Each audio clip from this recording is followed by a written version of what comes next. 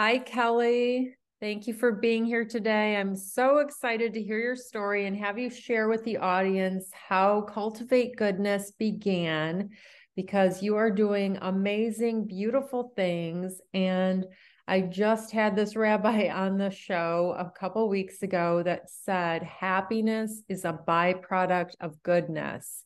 And now I have you here cultivating goodness, and I want you to just tell us how it all began and what you're doing in the world. Your website's amazing, and I'm just so excited to share what you are doing and who you are with my audience. So thank you for being here today. Well, thank you. Thanks for having me. I'm super excited. And like I told you before, I love the name of your podcast. I think that is just amazing. So I'm super happy to be here and to be able to share a little bit about Cultivate Goodness and my story and how that came to be. Yes, I'm so excited to hear. And it started out with foster children, or your mom and you had foster kids in the house. Yeah, so foster care has been a big part of my life. My parents became foster parents when I was 6 years old. And over the course of 25 years, my parents had 125 kids come through their doors. And so it was pretty crazy, a lot of revolving door, especially in the beginning. But when I became a teenager, they switched from, the so-called typical kids to special needs kids. And so they had three high needs, special needs kids in their home until they passed. And so, mm-hmm. And so my heart was drawn to them. I never thought I would become a foster parent, but I did. I became a foster parent, and in June, it will be 29 years that I have been taking care of kids. So, Wow, Kelly. yeah.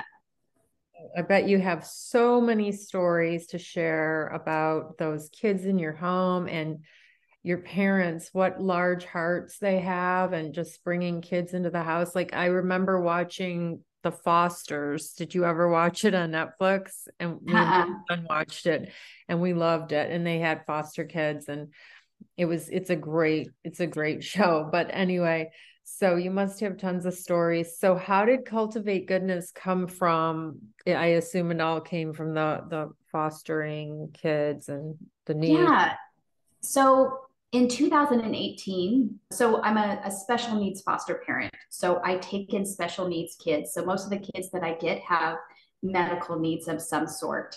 And in 2018, I had a little boy that was 5 years old, with complex medical needs, that passed unexpectedly. And it was a very, very difficult time. I have spent my entire life taking in kids and making them better.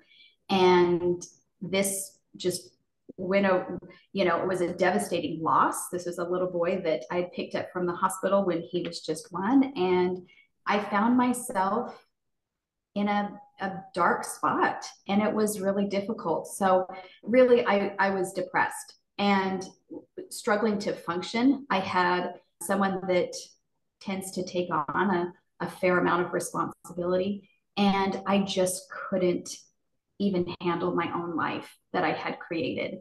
And so about 6 months after his passing, his birthday rolled around. He would have been 6. And so to honor him, we decided as a family that we would collect toys for his friends. He went to Foundation for Blind Children preschool. So we wanted to collect these toys for his friends. And in doing so, that was the first time I could feel myself coming out of this. Like, it felt good. It was therapeutic for me to turn outward, to be able to help somebody else. And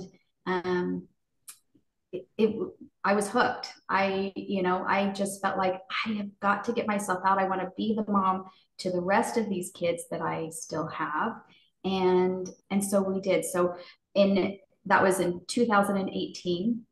So in 2019, I started what I called humanitarian luncheons, and I would just gather women together at my home. We'd do a potluck lunch. So I would entice them with good food, and invite anyone and everyone that would even make eye contact with me. I just was trying to get people to come, and we would focus on a different project each time. So we would do something for foster kids one time, and then another time we did a benefit baby shower, and maybe the next time we focused on refugees, and we would assemble things or make quilts or just whatever the need was, we would do it.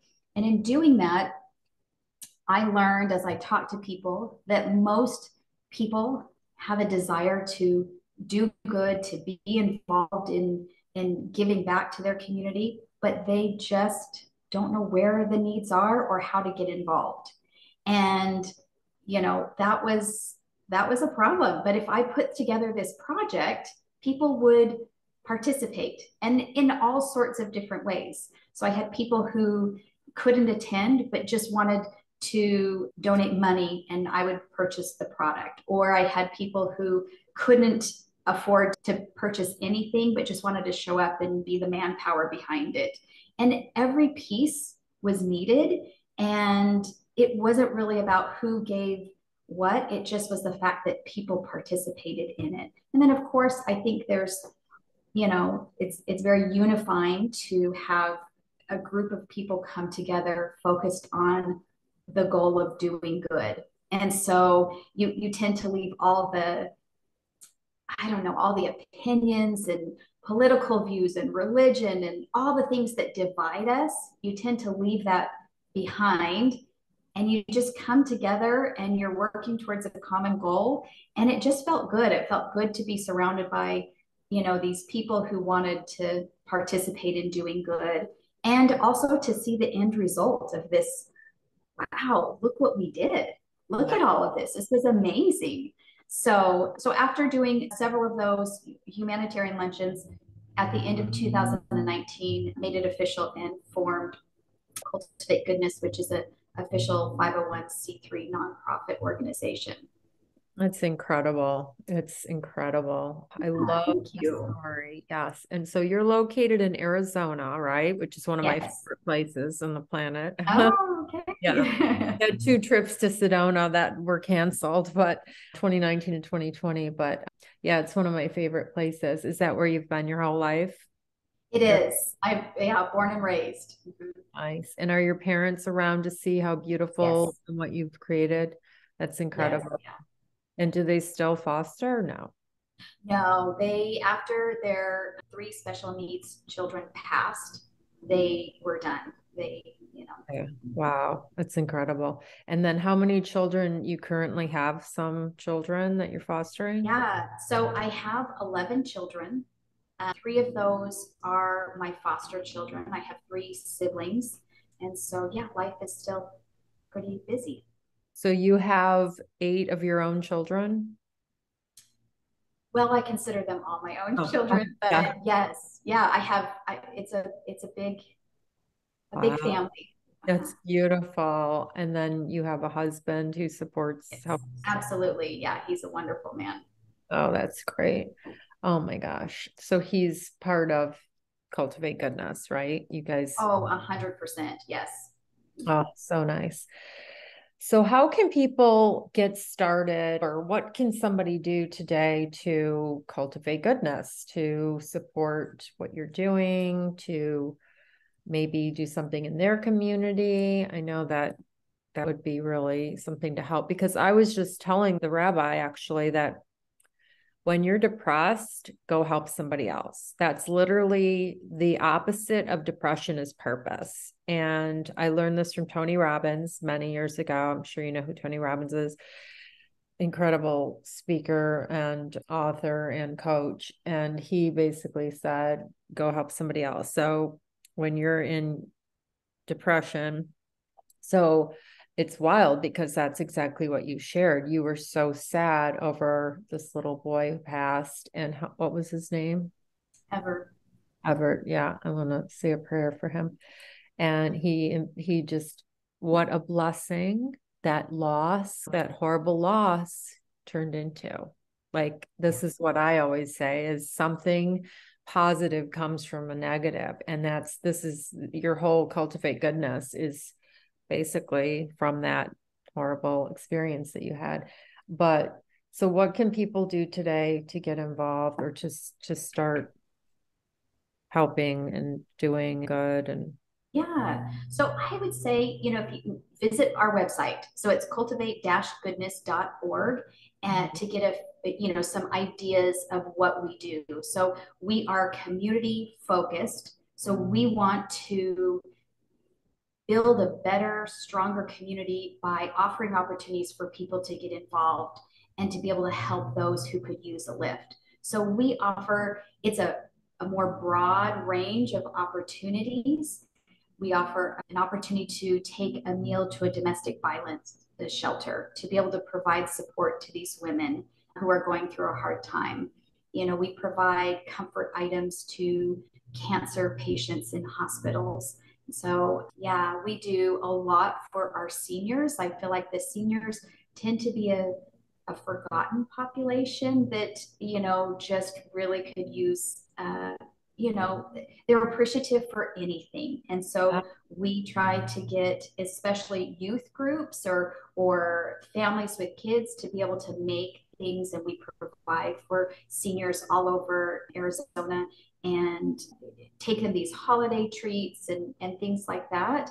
But we do provide for foster children. We have a homeless outreach team that provides for our homeless population out on the street.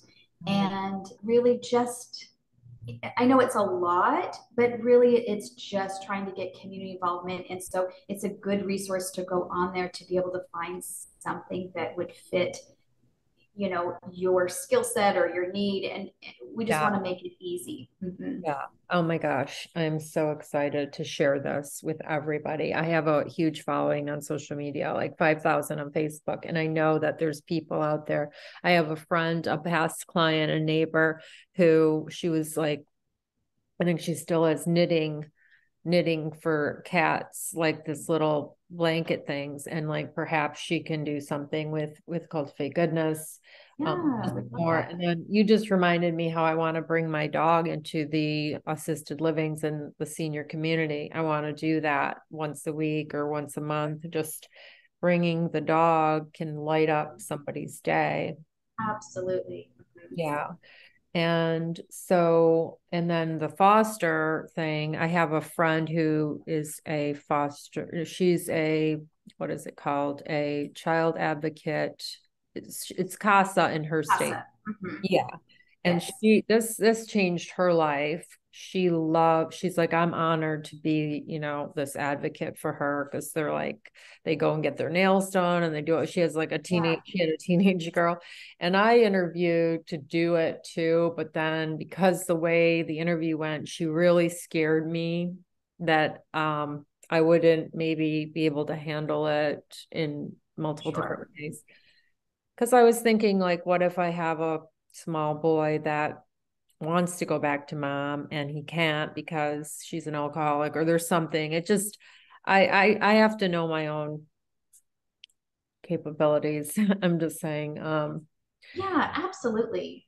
I think that's key is, I think we all want to do something for the foster care system, but it's not always feasible. Like, if foster care is not for everyone, and it's hard, but there are other things that you can do to be able to support and, What else could I do? Like, besides give money? And I'm happy to do that too. Like, cause I know they all, like she said, we need, a store that you can volunteer at, that the kids can shop at with foster parents.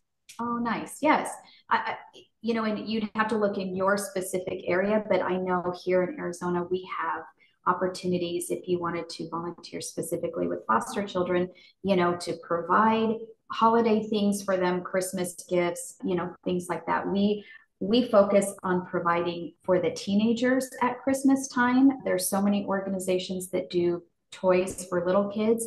Right. And so when moms show up to collect toys, they walk out the door with nothing for their teenager because they don't offer anything. And so that's our focus, is to be able to provide for teenagers. But you can participate in, and they have events for foster families to be able to support foster families. So they need volunteers at those events. If you wanted to volunteer your time, certainly if there were, items like hygiene or, clothing, we have clothing banks here where you can donate even your used clothes to these, and they hand them out to foster children. So I think there's a variety of ways you could be the CASA that you were just talking about.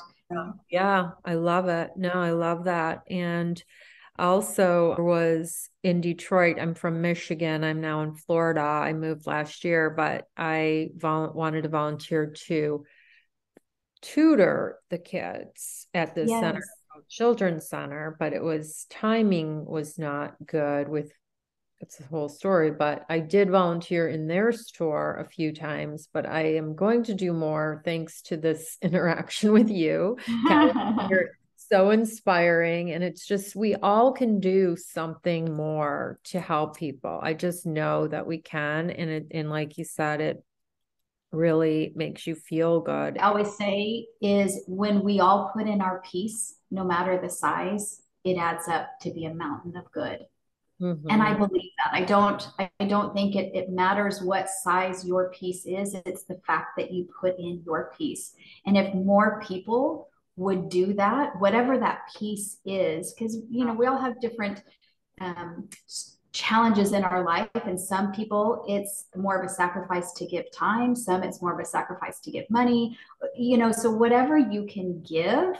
I think it's just important that you are and that you are giving back and doing some good. And I think too, you can do that in your sphere of, just wherever you are. At the grocery store, you could, smile at people, hold the door. I mean, I don't think that you can underestimate the power of kindness. I love that. So good. So true. So true. You just don't know what someone else has going on.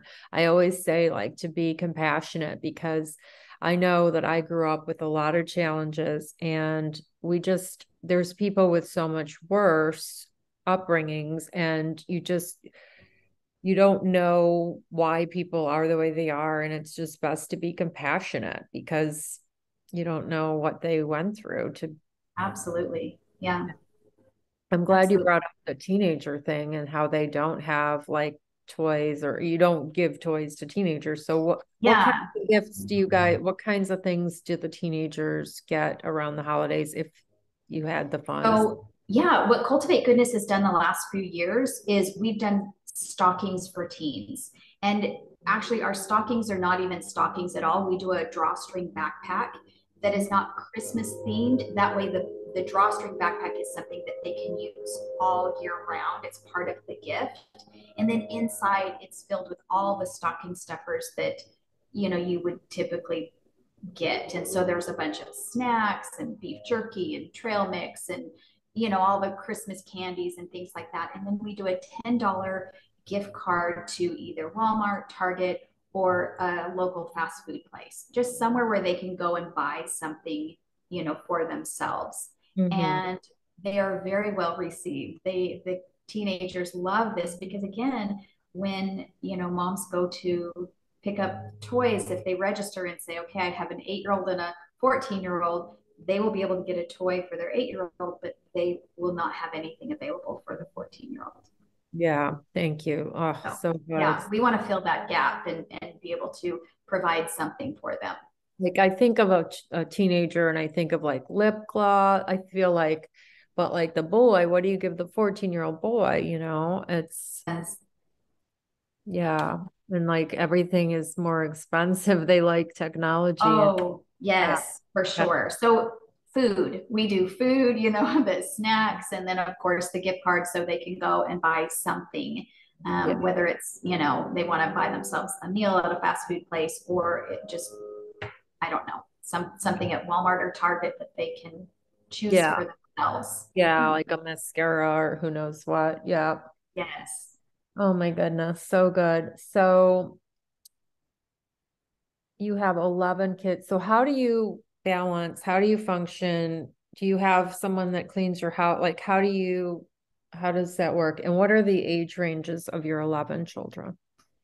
So I have a wide range as well. So my oldest daughter's 31 and my youngest is 4.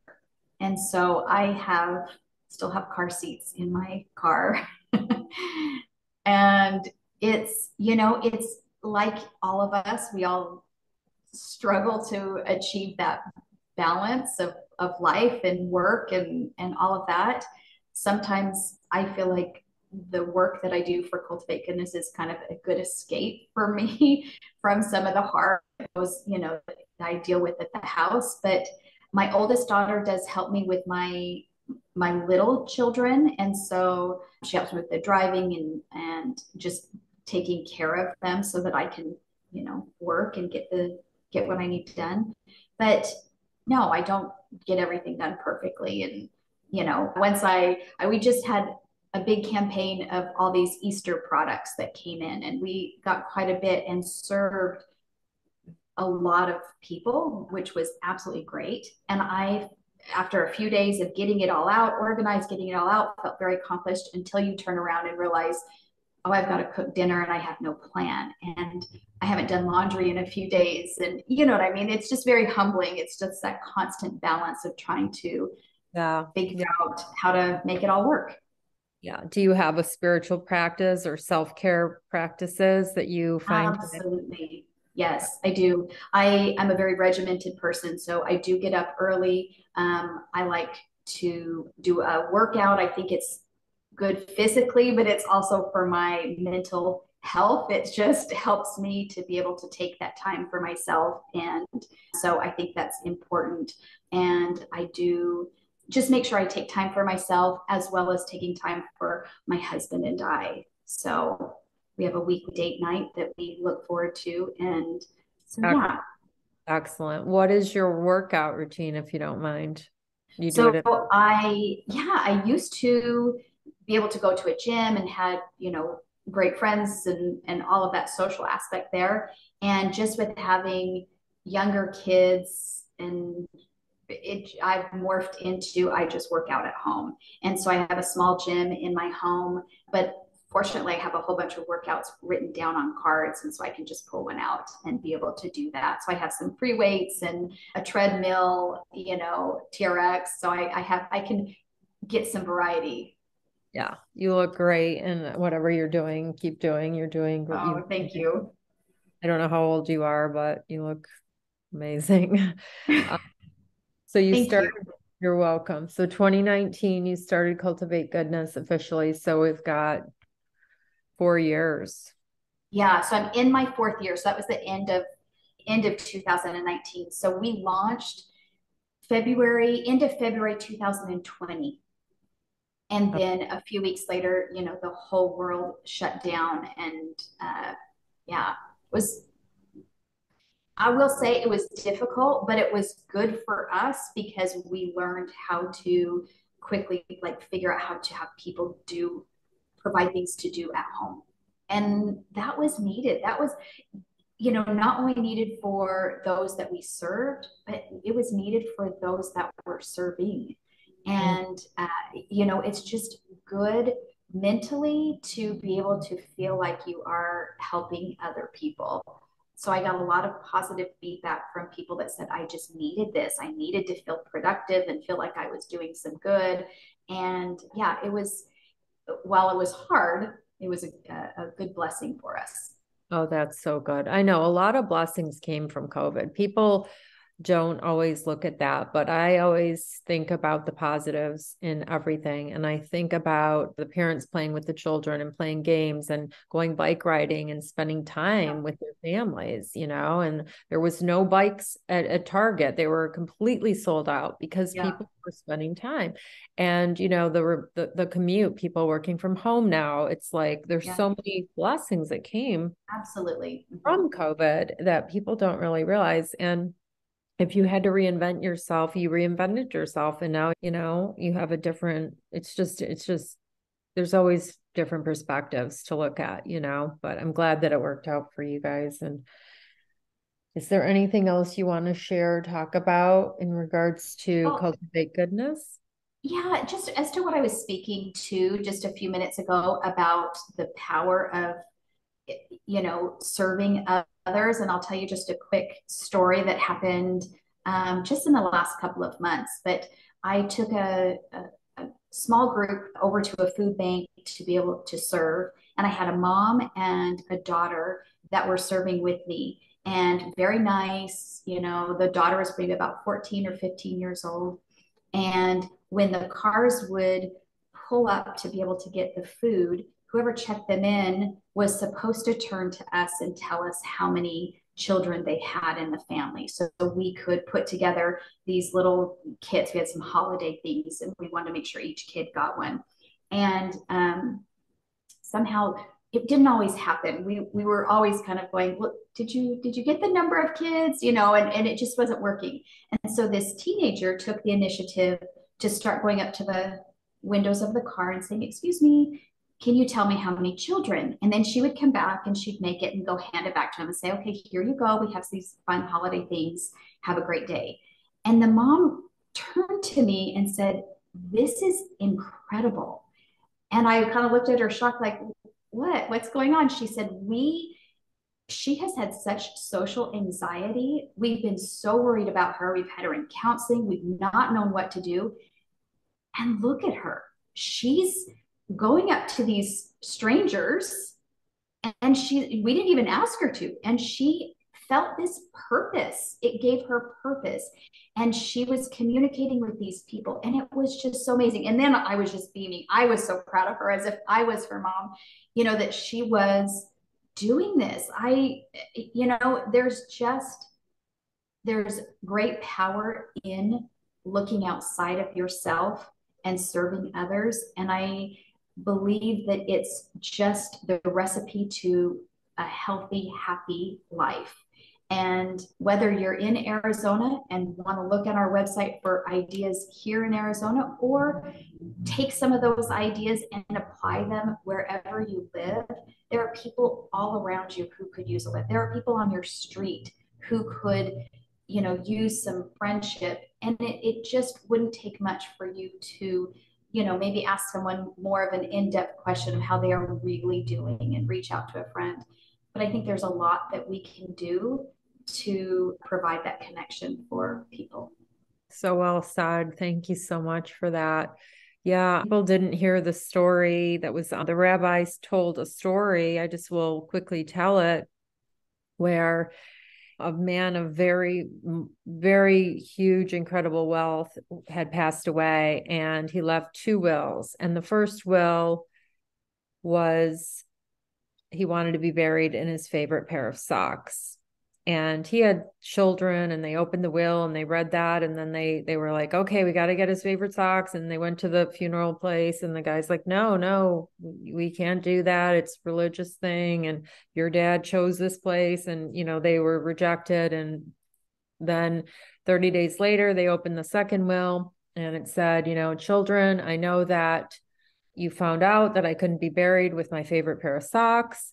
And this is a lesson for you. I'm leaving you this tremendous amount of wealth, but I want you to understand you can't leave with even a pair of socks. It's what you do with your life, and it was just a message to, it's like, what are you going to leave here with? Nothing. So leave here with what you've done to change the world. And you, Kelly, are changing the world. Oh, thank you. Thank you so much. Oh my God, for everything you're doing. And just, you're such an inspiration. And I'm so happy to talk to you and meet you and know that there's people like you in the world. So thank you for everything you're doing, because it's just, like you said, a smile. Like, there's so much we can do to improve people's lives. Absolutely. Yeah. Absolutely. Well, thank you so much for being here. And I'm going to Thank you. put your links. You're welcome. Put your links in the show notes. And I'm excited to see what transpires from this for you. Me too. Thank you, Linda. You're so welcome.